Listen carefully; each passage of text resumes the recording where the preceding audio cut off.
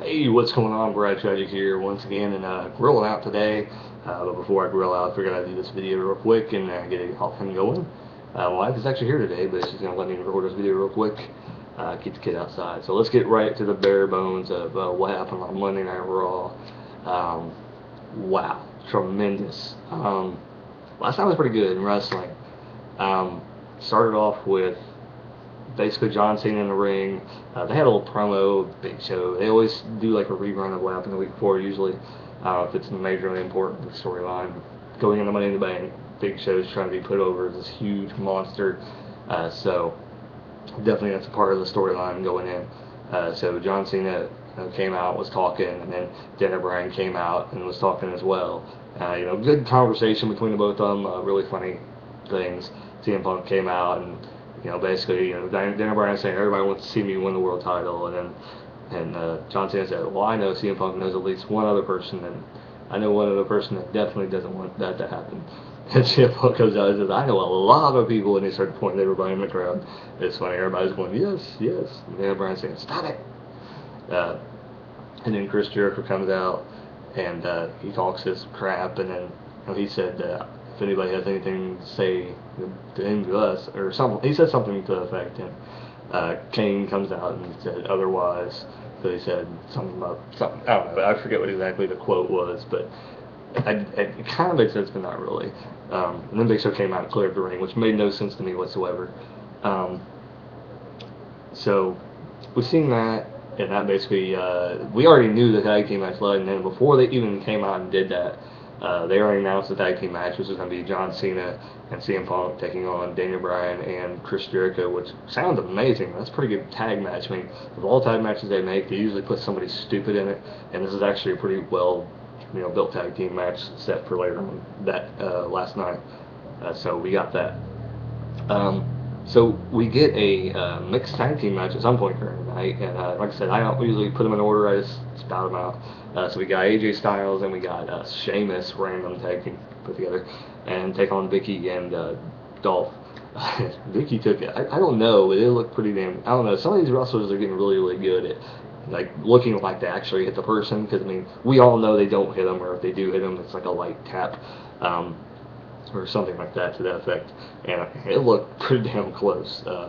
Vicky looks like she got stomped in the face by AJ. It was a pretty good match. I mean, quality. I think it was actually a pretty decent match, surprisingly. AJ goes over, of course. Sheamus and Dolph can't really do much, and they're trying to shove AJ down our throats. So AJ won the match. So her and Sheamus win. So then we get later on that we get Heath Slater coming out, and he said, I'm tired of facing all these legends, and I'm not a clown, blah, blah, blah. And as soon as he said that, I'm like, oh, Doink the Clown in it, and the music hit. And I was like, oh, Lordy.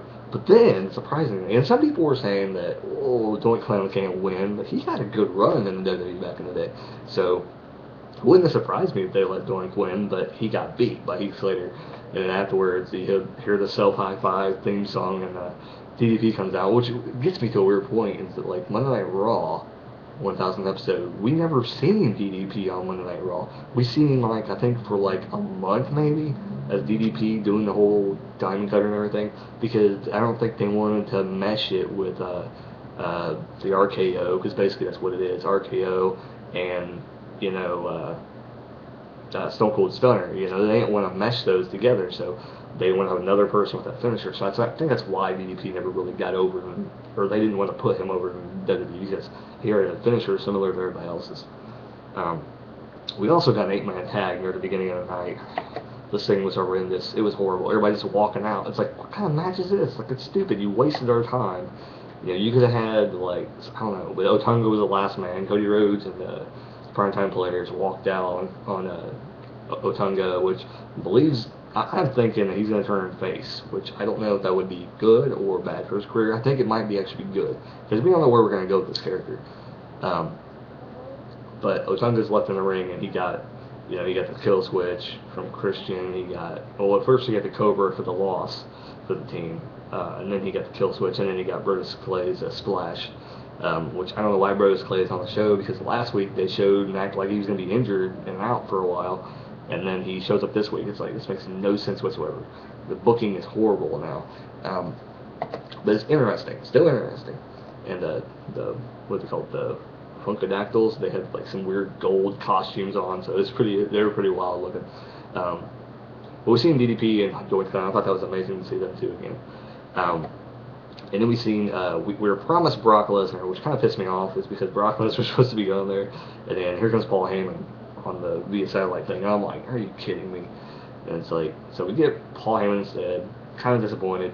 And the promo was okay, but and Paul Heyman, as always, delivers. He's amazing. He can cut promos like no one else. There's hardly anybody. Him and Ric Flair probably, I would probably bet the best promo people in the business. And him, he's up there with them. I wouldn't say they're the two best, but he's up there. Paul Heyman's up there, and he's not even a wrestler, so that's the sad part. But he can put over anybody. That's why he needs to be a manager. He needs to come back, and they need to give him some moolah to come back, because he can make people stars. He can. I really do think he can. So we got the announcement for, and I guess the Money in the Bank WWE Championship is going to be just 4 guys, and then the World Heavyweight Championship is going to be, I believe it said, Tyson Kidd, Laura Tenzai, Christian, Santino Marella. I'm spacing on the one guy's name. He acts like he's all polite and acts like he's better than everybody else. He always wears like a dark blue robe. I can't remember. I totally forget his name. He's going to be in it. Somehow he made it in it, even though he's a new guy. Kind of makes me believe they might push him, or they might push. I'm betting money it's going to be Christian that ends up winning Money in the Bank. It's really going stupid, but I think it's going to be Christian. If it's not Christian, then it'll be Santino Marella, which they want to shove it down our throats. So yeah. So yeah, a lot of things happened like that. At the end of the night, basically, anything that really mattered. Nothing really mattered. They had Kane and Big Show. The match is horrible. The ending was horrible. He chokeslammed. It was a horrible chokeslam. He basically just picked up Kane and he fell on a chair, and Big Show pinned him. It was horrible. The ending was just horrendous, and it was just so stupid. It was so retarded. We had some funny segments in the backstage during the night. We had Daniel Bryan and Chris Jericho. It was a hilarious segment of the night. That was about it. We had Teddy Long putting the hello, my name is sign on Eve, who came back last night. That was pretty funny. An altercation between AJ and Eve, kind of dumb. Could have wasted time. You could put somebody over and have that time. But there were some good segments, but not a whole lot of backstage segments last night. Most of it was, in ring or things happening around the ring. So that was good. It was good. We got those 2 announcements. WWE Championship, CM Punk versus Daniel Bryan with AJ as special guest referee, as voted by the fans, by you guys. And then we got Sheamus versus Del Rio at Money in the Bank. And I don't know if there's going to be a stipulation. They haven't said anything yet. Haven't really built it. They had Del Rio destroy Sin Cara. I don't know why. No reason. But they had him destroy it and act like Sin Cara is injured. I don't know if he's really injured or they're going to write him off somehow or do something like that. But at the end of the night, basically, they're wrestling in a tag team match at the end of the night. And John Cena fights Chris Jericho back to the back, and it ended up being Daniel Bryan and CM Punk in the middle ring. Oh my God! I just remember this. They were in the main event, and they ended the show with Daniel Bryan and CM Punk. There you go, Jake. Drew Ocho. But they were in the main event, and at the end of the night, AJ is trying to get their attention and could get their attention, so she pulls a table from underneath the ring, sets it up. She's pretty good at setting the tables. First of all, she's maybe a Dudley girl in the future. But she sets up the table and goes up to the top. Actually, she's going to just jump through it or something. That would have been kind of cool. I'm just like, she's really going to jump to the table? That'd be stupid. It would have been kind of crazy. It would be a first. But Daniel Bryan says, "Oh no, it's not worth it." Like she's going to die or something. And CM Punk jumps up and AJ kisses her. And then AJ kisses him. Yeah, I didn't know CM Punk was female. Kisses CM Punk, shoves him, and he lands on this Daniel Bryan and crashes through the table. It wasn't really that much of a crash, though. It was kind of like, plopped right through the table. And AJ's going, yes, at the end of the Raw. That's basically everything. I can't really think of anything else that happened. The announcement, No Holds Barred is coming on DVD. And then the Falls Count Anywhere DVD is coming out. Falls Count Anywhere DVD looks amazing, and I'm so excited for the No Holds Barred DVD. I've been wondering why they haven't released that, and they actually showed like a trailer for it, which is awesome last night. Very awesome. So there you go. That's been my speedy Monday Night Raw crazy wrestling review. Under 20 minutes. So how about that? Craziness ensues once again. Didn't watch SmackDown. TNA, I watched it. TNA was amazing this week as well.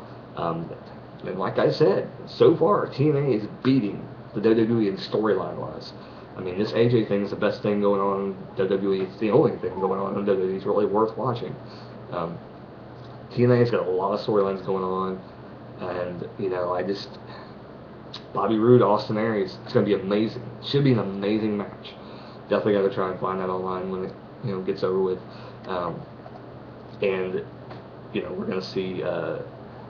I can see possibly like a feud in the works coming between James Storm and Jeff Hardy. I just see that. I've seen something there that they might want to do that. They were doing a match, I think, that I haven't got to watch yet on there. I don't know if I finished it or not. I don't know if I watched it or not. But they were supposed to. I think they were supposed to wrestle on this Impact. I haven't got to see the end of it yet.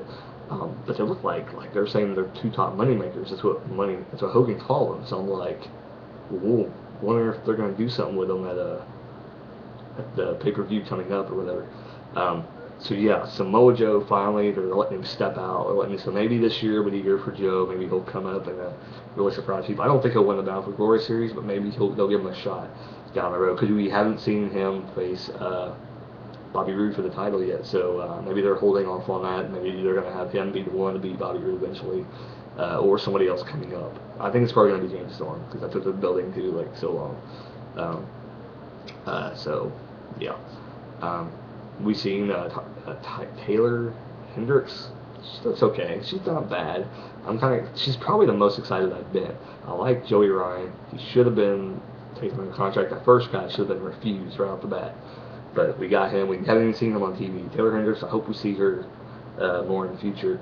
But yeah, that's basically about it for Raw. Bully Ray and this storyline, Jordan, Jason Parks, whatever. Awesome stuff.